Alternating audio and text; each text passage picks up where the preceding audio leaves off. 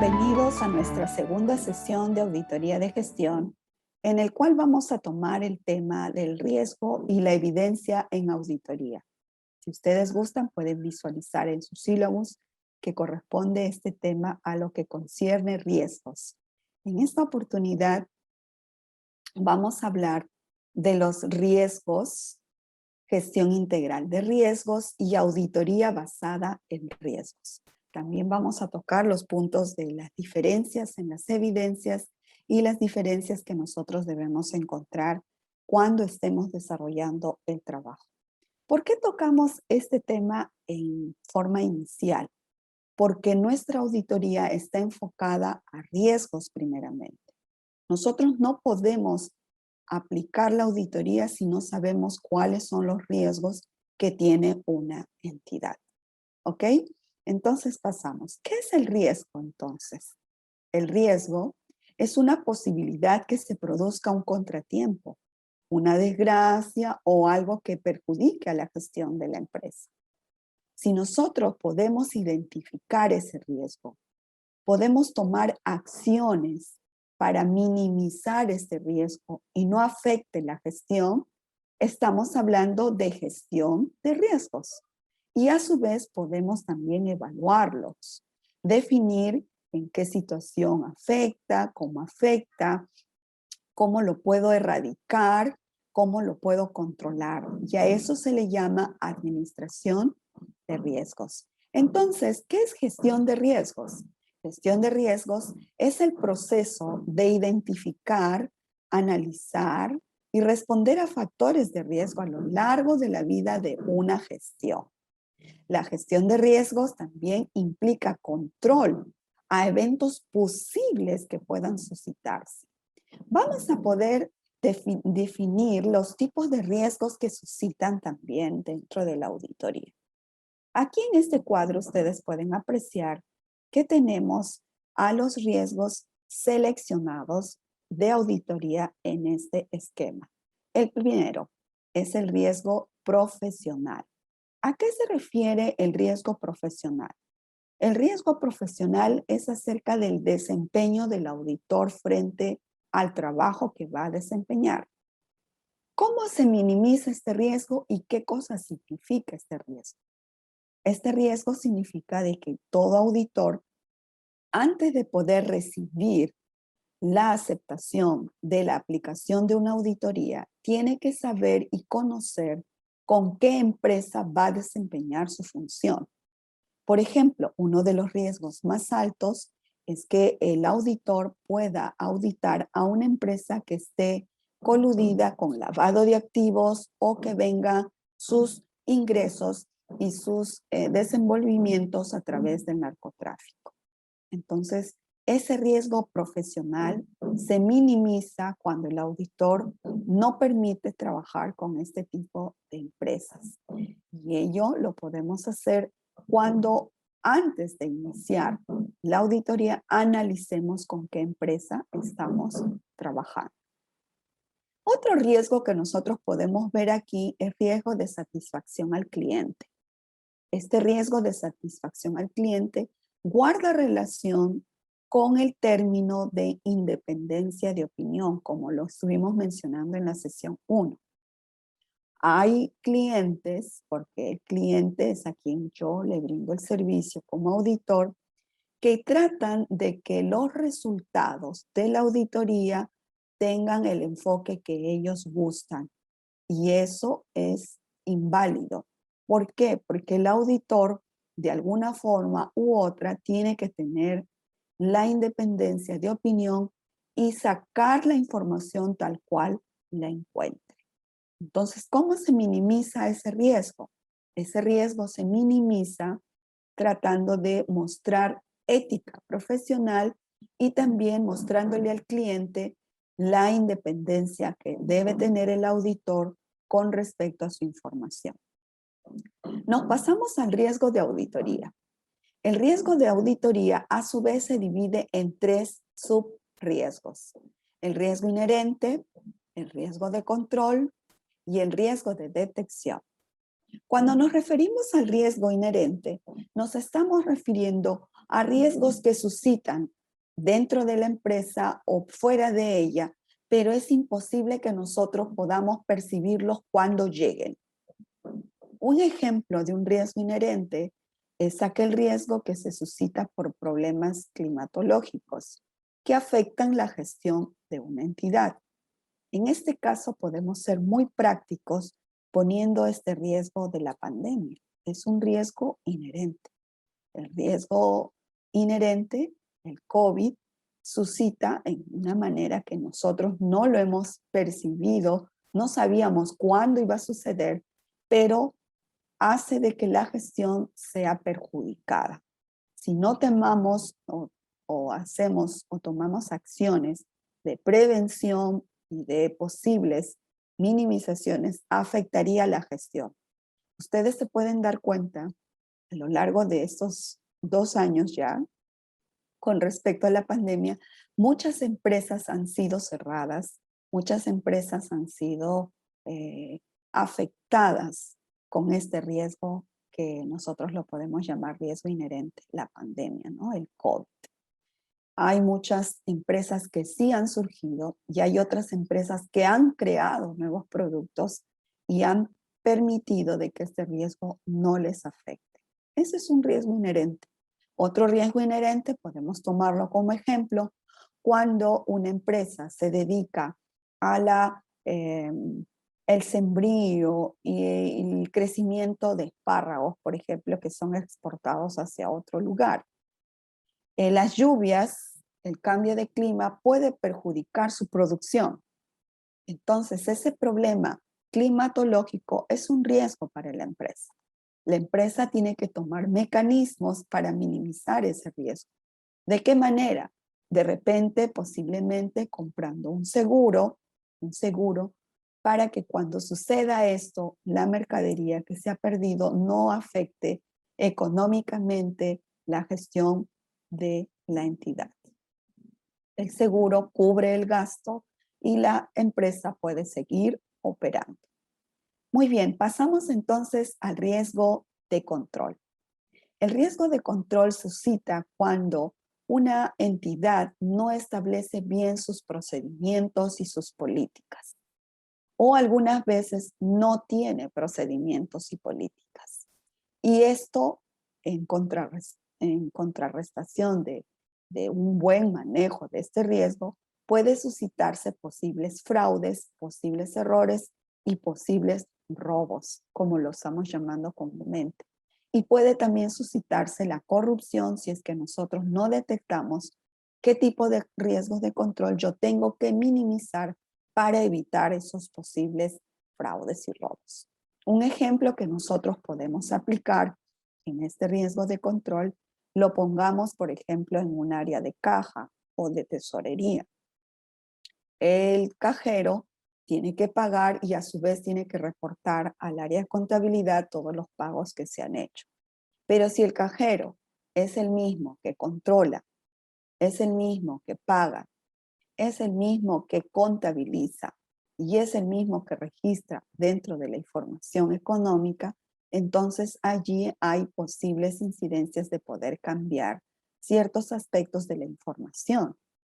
Este riesgo hay que minimizarlo y se recomienda tener una supervisión. Esa actividad de control permite de que este riesgo no sea perjudicado dentro de las funciones para el área de caja o tesorería. En resumen, podemos definir que este riesgo de control sí lo podemos aplicar y sí lo podemos administrar poniendo mecanismos de procedimientos de control para que no perjudique la gestión. Otro riesgo que estamos viendo nosotros como riesgo de auditoría es el riesgo de detección. ¿Y qué cosa es el riesgo de detección? El riesgo de detección va propiamente con el desempeño del auditor. El auditor no hace bien su planificación, no detecta bien los riesgos y se le puede pasar información que no es detectada. Su mismo nombre lo dice. No detecta las irregularidades, viene otro auditor y podría señalar que el auditor se equivocó. Entonces, este riesgo, ¿cómo se minimiza? Haciendo bien su planificación, tratando de examinar en un 80 o 90% de las operaciones para tener un mínimo de error de un 10% o un 20%. Con esto se puede minimizar este riesgo de auditoría. Muy bien, en resumen, entonces podemos definir que los riesgos siempre están inmersos en toda la gestión de las empresas. Riesgo profesional con respecto al desempeño del auditor, riesgo de satisfacción al cliente con respecto a que el cliente pueda cambiar la información y no ayudar a que el auditor pueda desempeñar sus funciones.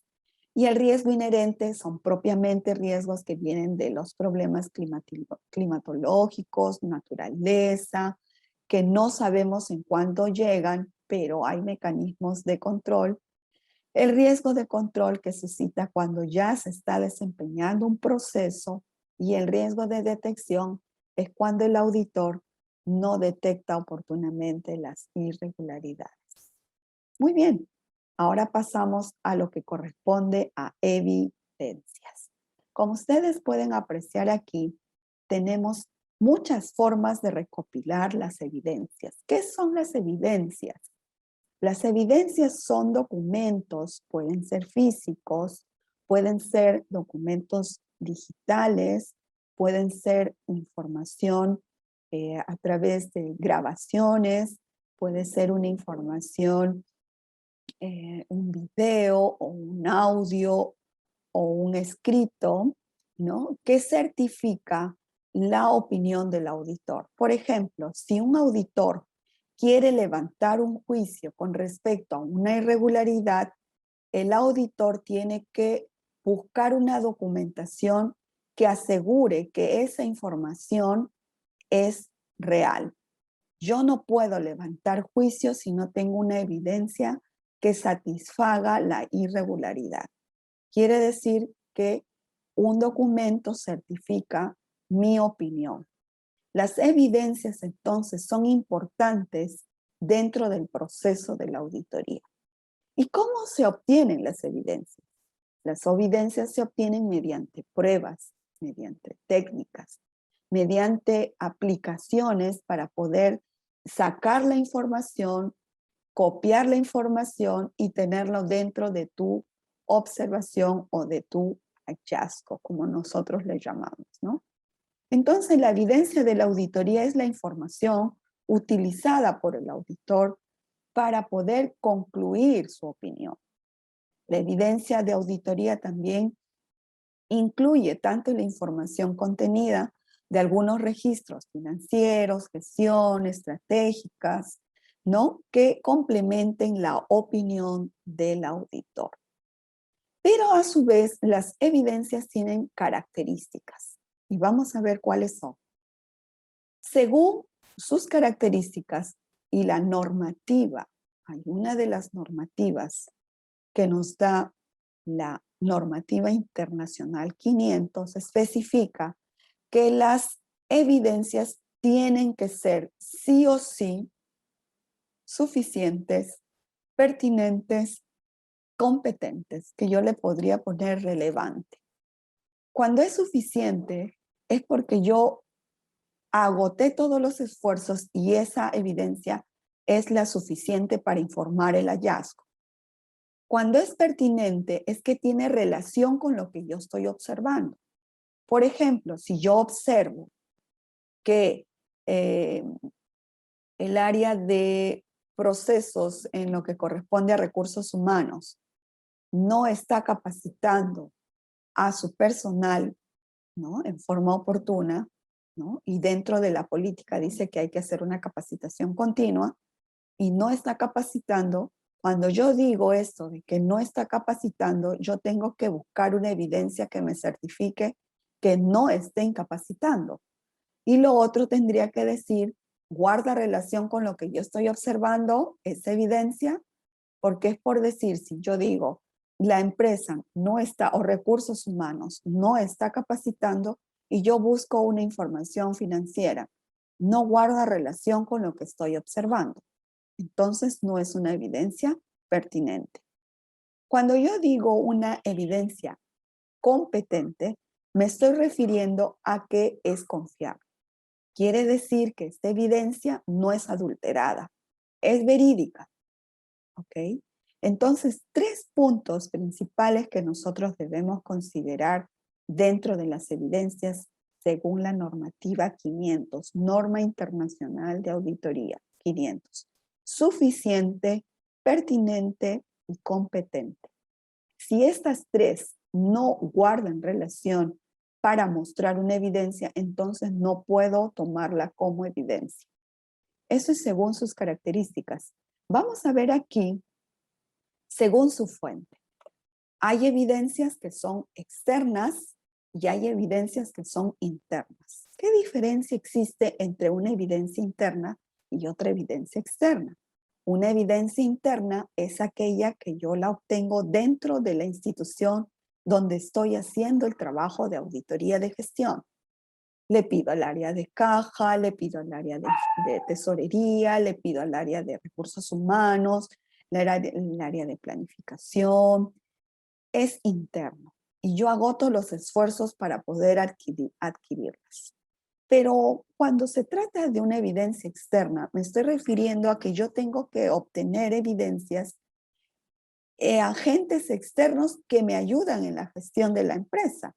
Por ejemplo, una entidad externa que trabaja con una entidad a la que le estoy dando el servicio, por ejemplo, podría ser SUNAT, podría ser registros públicos, podría ser también el Ministerio de Trabajo. Por ejemplo, si yo tengo una observación con respecto a que el aspecto del impuesto a la renta no está calculado y está informado, y la empresa me dice que así lo ha hecho y así lo ha certificado, yo no me puedo conformar con esa evidencia.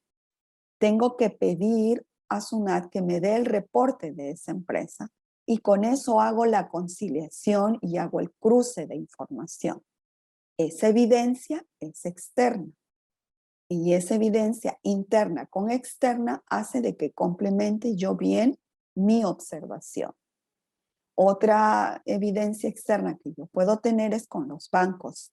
La empresa, por ejemplo, a quien estoy auditando, me da un reporte económico y me dice que al cierre del ejercicio del año obtuvo tanto de dinero en sus cuentas corrientes. Yo no me satisfago con esa información. Tengo que pedirle al banco que por favor me dé un reporte de esa empresa para poder certificar si lo que la empresa dice al cierre de sus operaciones concuerda con la operación que tiene el banco. De esta manera, yo estoy buscando una evidencia interna con una evidencia externa. A ese proceso le llamo confirmación o también circularización según la normativa de auditoría, que va dentro de la etapa de ejecución. Muy bien, entonces seguimos con las evidencias. Según su naturaleza, podemos aplicar que las evidencias están caracterizadas de esta forma.